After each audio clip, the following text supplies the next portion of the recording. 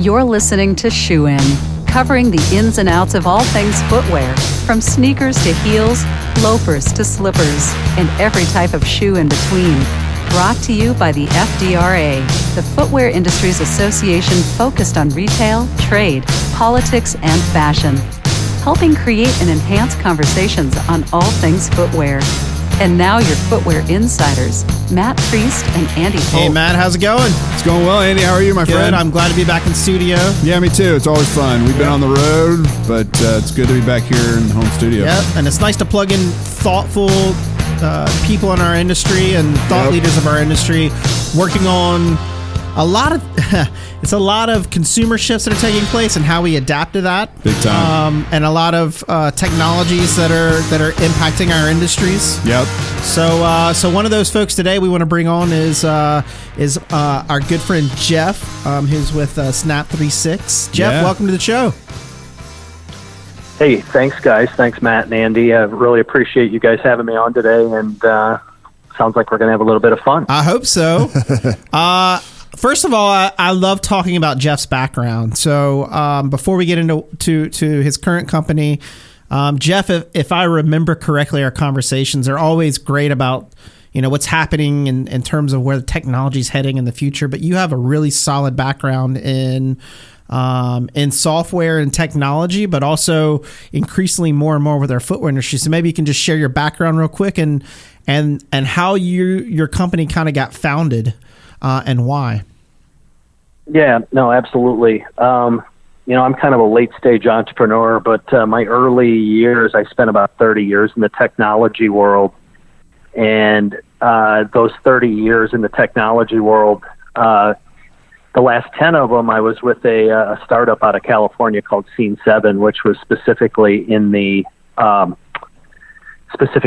user experience world. Mm-hmm. And the interesting thing about that was back in 2002, you remember the dial-up modem world, and we were trying to figure out how do we get high-res imagery on e-commerce sites so people could actually show their high-quality imagery rather than crummy 200 by 200 images to a million people a month. Why would you want to do that? Well, we tell people, look, you spend all this money, millions of dollars on photography, and arguably you're showing the crummiest pictures in your entire company to a million people a month. You might as well sketch it out in crayon, right? Exactly. So fast forward there, we kind of ran the table with a lot of retailers, Kohl's and Macy's and Sears and whatnot over the years because it just really became ubiquitous. And we go in and people always ask, we did zoom on products and panning, and we talked about 360, and everybody's like, how do you do 360 photography? And I try to explain it to them as all manual, and they're like, okay, my eyes roll back in my head. Call me back when it becomes iPod simple. and so it kind of stuck in my head that there's a lot of demand out there for this 360, and I kind of came out of a visualization world way back in the day, aging myself here. I was with the division of McDonnell Douglas CAD CAM, and design mechanical CAD CAM. So I've always loved the 3D world on computers. They said, there's something here. So fast forward 2007, we got bought out by Adobe, and I was running Europe at the time, and I was in Germany and stumbled across some technology over there that did exactly what people have been asking for. And so I went to dinner with the guy who founded it out of Prague, and had a handshake and exclusive North American distribution rights, and wrote a business plan based on DSW shoes that we'd done a pretty dicey project for at Adobe, and got home and showed my wife the business model for this company, and she's like, that's great, don't quit your day job just yet. Wives are good for that. Smart the wisdom lady. of your wife. Right. So we started in her name. She's still the largest shareholder here, but and she ran it from 2008 to 2012, and then I decided, I don't want to hit retirement age and look back and kick myself and say, why didn't I take a run at this? So here I am. 5 years, 6 years later, here we are running with it, and we're seeing a huge push. I would have expected it like 10 years ago, but what do they say? You overestimate what you can do in 3 years and underestimate what happens in 7. So here we are, 7 years into it, and now the market is really starting to respond.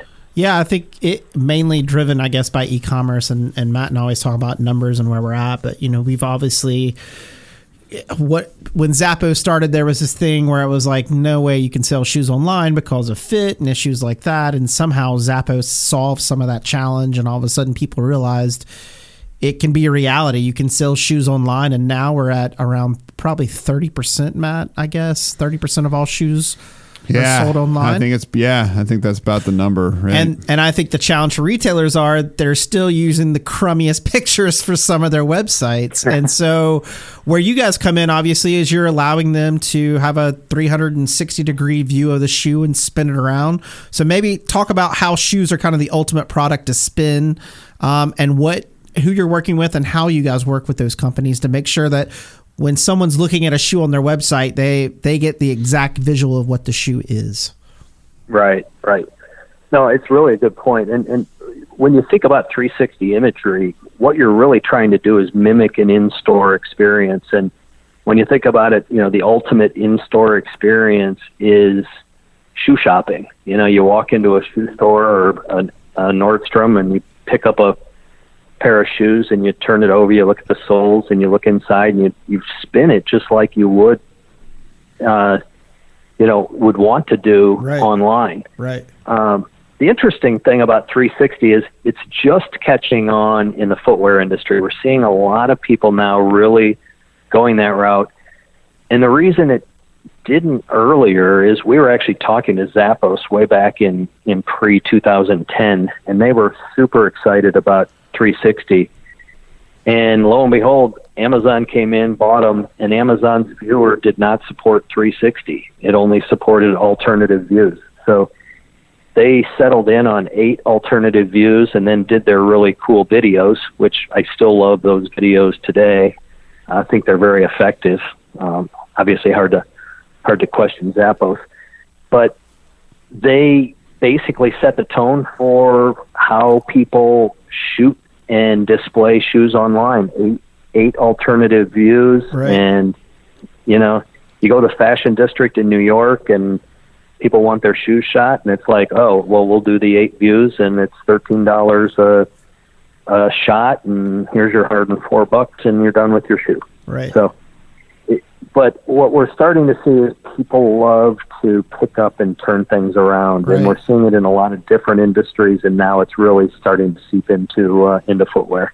Well, I mean, it's one of those things. I just feel like if you have 5 shots of a shoe, you create an expectation if the shoe shows up and doesn't meet 5 shots of your shoe, there's likely going to be a return or some dissatisfaction with the brand. But if you provide, as you say, the same thing as an in-store experience where you can almost physically turn the shoe around, do you create, exactly what the shoe is going to look like before it arrives, right? Now, fit's a little bit different, but in terms of aesthetics and look, it's gonna be a lot better for the brand to invest in this and do this to make sure that it meets the expectation of the consumer. And I guess the other thing to tag onto your story is now we're having, everybody, like, the technology is advanced to where we can do it on our cell phones, right? Yep, absolutely. And you bring up really good points there too, Andy, because some of our big customers, even though spin isn't out there, and they're using our technology, our robots, to actually shoot the shoes. And interestingly enough, you can pull out the 8 shots from it, but you get very good brand consistency too, because your lighting and your angles and everything are controlled by a computer, not subjectivity of photographers. So what we're seeing is people get brand consistency, shoe to shoe to shoe, category to category to category, by utilizing this automation. And the perfect example of that is a good friend at DSW, who, obviously one of their biggest suppliers is Caleres. And she told me, in a conversation, she goes, I can tell you the exact day that Caleres started using your technology, because all of a sudden they were delivering shoes to a whole different quality level, to a whole different spec that fit right into our style guides. And so, Caleres is a great example. They've got robots all over the world, including China, which they actually have one in China where they shoot 360s of a prototype coming off a production line, send the images around the world to get thumbs up on, okay, how's the workmanship on this, right? I know there's a lot of push in 3D CAD and 3D CGI in the shoe world, but, people want to see what the shoe is and how the workmanship is, as well as, not what it's supposed to look like through a CGI model. So, lots of different applications we're seeing. In fact, Puma uses us here in the U.S. as well. They had some issues where they were getting fined by some large retailers because they didn't have imagery for that retailer to put up, and the retailer had a whole warehouse full of the shoes and couldn't sell them and couldn't get an extra turn on them. And so they fined the supplier on a weekly, monthly basis massive amounts until they can actually get imagery on on their site and be able to sell it. And, as you guys know, you never buy anything unless there's an image of it. And so nobody's going to put up an image or put up a shoe to sell and say, image not available. So we're seeing, applications across the board where, sure, it's great to have 360 if you're ready for 360, but just having consistent way of shooting your products, a consistent way of getting your, alternative shots that can be pulled right out of the spin, by the way. It's just kind of all automatic, and it just works. And that's consistency is so important for brands. And Matt and I will laugh about the same stuff, but the McDonald's cheeseburger in America tastes like the like the cheeseburger in China. And it's important to have that consistency no matter what the market is, that you have these specs and these automations set so that whatever the picture is going to be consistent across all those different consumer bases. Exactly. What's kind of the process? You were talking about like robots and things like that. What does it look like for a brand to say, I only have 4 or 3 shots of the shoe on my website. If I did 360, I could probably do a lot more business, obviously. So what does it look like when someone comes to you and says, I want to do 360? How do I do it? What's the process that you guys go through to help brands do this? Yeah, we've got 3 separate business models that we'll utilize, and it really depends on who the brand is or who the company is that wants to do this. So we have a studio here in Chicago, 42,000 square feet here in Chicago, almost 30 robots in here cranking full time. So if people want to send us shoes, we can shoot them right here in our studio. And, that's one approach.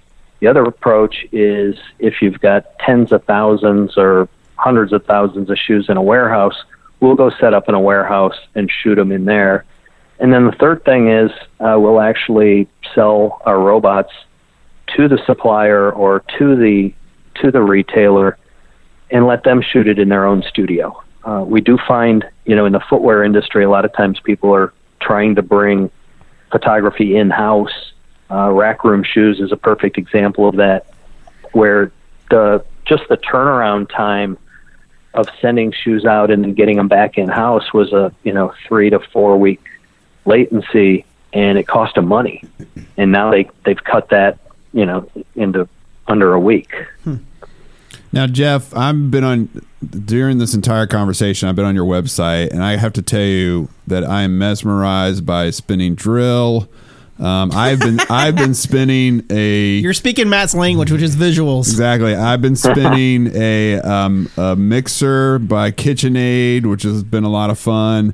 In fact, the way your website, going back to Andy's question about engaging with the brands, the way your website's laid out is there's this thing spinning on here. I don't even know what it is, like a switch, some kind of industrial switch. But anyway, I digress. When you go to your website, you can you lay it out there. You want to take your product for a free spin, drop it to us. And I just think that's a really creative way, because you're tapping into you know that consumers like this technology, but the way you're reaching potential customers at the technical level is also engaging. And just, I mean, to me, it just seems like this is just, if you're not doing this, you're really doing yourself a disservice, because it's just a really neat technology. What's been the most surprising thing that has been brought to you as far as doing 360 outside of footwear that you wouldn't think about, that has really surprised you, that someone said, hey, we want to do a 360 with this product? Can you guys hear me okay? Yeah. I hope I didn't lose you. We're okay, good. You know, the most surprising thing to me was I founded this company based upon my experience at Adobe, thinking that business to consumer would be the biggest place for products. And you kind of hit on it, Matt, with the products that you see, you know, industrial or kind of hard goods on our site. Shoes, again, and handbags, we do a lot with Vera Bradley and some great brands there as well. But the interesting thing is the value proposition. You know, if you get the wrong shoes, you know, you're probably not dead in the water. You probably, well, if it's like my wife, got 63 more pair, you know, just right at her fingertips. But if you are ordering a part, like you said, oh, there's this electrical switch. Well, we do a ton in the replacement parts business, in industrial, Home Depot, Lowe's, Grainger, Amazon, Walmart, all of these companies. Over on the B2B side of the world, it's crazy, because the implications of getting the wrong part or the wrong product are much greater in B2B than in B2C. Mm. And so, you know, if somebody's HVAC system is down in the Willis Tower here in Chicago, somebody's job is on the line. People are tense, people are losing money, people are not productive. Same thing with a chicken fryer at Chick-fil-A or an airplane or an auto part. There's a tenuous situation. And so by not getting the right part first time, there are huge implications. So 95% of our business to date has been more on the B2B side. And even with Caleres and some of the footwear people, you know, they're shooting internally or using it for their wholesale and you know, other uses. So we're starting now, though, to see, because Amazon is now supporting spin in certain categories. Walmart is looking to roll out 360 above the fold. And so, you know, here we are again, 2019 going into 2020, and these major, you know, the top two majors are just now dipping their toe into the 360 world. And believe me, they're not doing it because it's cool and kitschy. They're doing it because it moves the monetary needle. You know, we see conversion rates go off the charts. Whatever 360 does to the human brain makes them hit the buy button. Yeah, it's awesome. Now, all these robotics that you've talked about sound very high tech. Is it essentially automated stop motion? What's the back end can you describe it in layman's terms for those of us who aren't, you know, image engineers, if you will? Yeah, you know, it's easy to describe in layman's terms because it's just pretty simple. You know, we got a lazy Susan that's a glass, and we're blowing a bunch of light up through it and taking pictures of it to create a white background automatically. And we take 24 around, and then we'll go up to like 20 degrees and take 24 more, and then go up to 60 degrees. So you get kind of a northern hemisphere. And on shoes, we'll also take the sole, because nobody buys a pair of shoes without seeing the bottom of the shoe. But so we'll take those 72 images, and you know, people have those images. Then you have an image asset bank that you can use those in other applications. You could use it for your lookbooks. You could use it for social media, making GIFs, all sorts of things. So you have those images at your fingertips, and then there are things called viewers.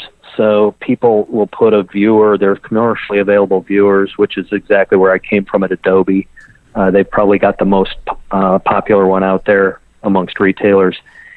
And that viewer, think of it as just kind of stitching together those 72 images to create the illusion of 360. Or think of when you were a kid and you did the little, in your book where you did your stick figures running along and, flipped the pages at the bottom of your book to watch the stick man run across the bottom of your book. Same kind of concept, where all we're doing is stitching a bunch of pictures together. We're not creating a CGI model, although with 360 it allows you to create a CGI model even faster than if you didn't have the 360. Interesting. So, I don't know if in layman's terms that answered it. That makes sense. Yep, Yeah, I think totally. it does. I think what is interesting is when you're talking about adoption, you started this many, many years ago and it's finally starting to be adopted. And then, I love Jeff because Jeff talks about the future a lot, which I always appreciate, and I'm always trying to think about it and see where things are headed.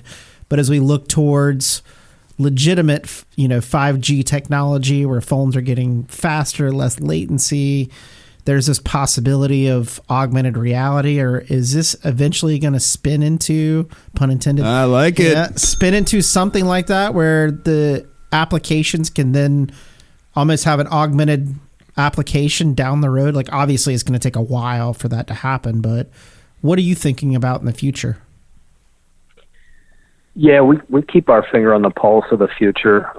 Again, I came out of a computer generated imagery background, and now we're doing kind of dumbed down version because it's available today for photography and it's photorealism, so it is your product.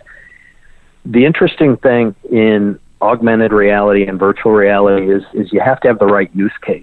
And like today, the real strong use case in e-commerce for that is more home goods and room planning. I think IKEA kind of set the mark where you can actually use an iPad and say, let me see this sofa over in the corner of this room. Right. So applications like that do make sense. So the question is the next stage, if you do have shoes and augmented reality, do I want to put my feet up on my coffee table with my iPad there and say, okay, let me start trying on all these shoes, and I can kind of do a Tinder flip, across different shoes and say, oh, let me see these shoes on my feet. Oh, let me see these shoes on my feet.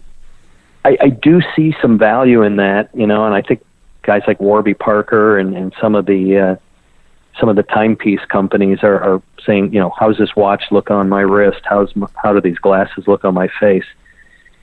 And the problem with shoes where I see is there's so many of them, and also they don't have a long lifespan normally. A year or under, sometimes seasonal, so 6 months. Mm-hmm. So people don't necessarily want to invest a lot in creating content that has a short lifespan. Right. That's a good point. I like that. That's very thoughtful. Matt? Yeah, no, it's totally thoughtful. And I think what's one of the things that we want to do as we close out this conversation, Jeff, is drive more people to websites to buy footwear so they can see your spinning shoes in action. And spin them, baby. So I think you've dropped a couple of those in. But the way we do that is in our next segment, we'll bring Jasmine in, and she's going to talk to us in her world famous segment called What You Got, What You Getting, so we can talk about what shoes we're wearing now and what we're going to get. But Jasmine, you do a better job of describing it, so lay it on us. Okay, so Jeff, I'll do an example for you. So what I have on my feet right now are my Is it Teva or Teva? I feel like I never said Teva sandals on right now, which are like my favorite sandals in the world because I like wearing slides to work, but now I have like some extra comfort and support. And what I'm thinking about getting is just some pair of Adidas. I bought like some apparel, and I would love to get a pair of Adidas shoes to go along with it. So that is what I'm getting. Matt, what you got? I'm wearing a Nike collaboration, Nike and Undercover Daybreak, which is a collaboration with the Japanese designer Jun Takahashi, who has his own brand called Undercover Daybreak, and they did this collaboration, and the shoes are really kind of unique looking, and I like them, and they're comfortable. Doing well. They are doing well. And what do I want to get? Well, I'm about to go on a trip with my wife to celebrate our 20th anniversary. So we're going up to New England, and so I'm going to get some hiking boots that I can sport and look stylish, but also go on a nice New England hike and look at the fall foliage in God's country up in New England. Awesome. So. All right, Jeff, what you got on your feet right now? You know what? I'm wearing some New Balance. All right. That actually have the high-tech BOA closure on them. And my family believes that they look like orthopedic shoes, but I will tell you, I've never had a more comfortable. I think I'm setting a fashion trend with them, and I love these things. Own it. Yeah, spin it up. And they're black, and they're pretty cool. I feel like I'm wearing slippers. Nice. What are you looking to buy coming up? What do you need in your wardrobe? What are you looking at? You know, I do Orange Theory workout about 4 to 5 days a week. Wow. And I need some new workout shoes, and you know, I try to go off brand, but I always come back to New Balance because they make things wide, and I have the fattest foot on the planet. Comfort is king.